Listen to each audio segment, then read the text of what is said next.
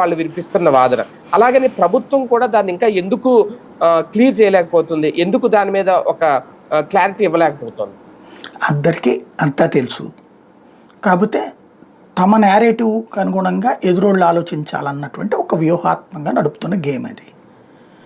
ఆయన అక్కడి నుంచి వచ్చేటప్పటికి ఇక్కడికి వచ్చేలోపు ఇప్పుడు ఆ రోజున ఇది ఎట్లా ఉంటుందంటే సగం నాలెడ్జ్ లేదా మనం ఊహాజనితమైనటువంటి నాలెడ్జ్. ఇప్పుడు నేను జర్నలిజం ఫీల్డ్లోకి వచ్చిన కొత్తల్లో, ఈనాడులో జాయిన్ అయిన కొత్తల్లో ఒక సూసైడ్ జరిగింది. దాని మీదన అనుమానాలే అని ఒక వార్త రాశాను నేను. ఎట్లాగా నేలకు ఆనుకుని ఉంది కాలు, ఉరేసుకున్న మనిషిది మంచం మీద ఉరేసుకున్నారు. ఆ మంచం ఇది పైన ఫ్యాన్కి మంచానికి ఆనుకుని ఉంది కాళ్ళు. అదే కాలు అంటే దిగిపోద్ది కిందకి.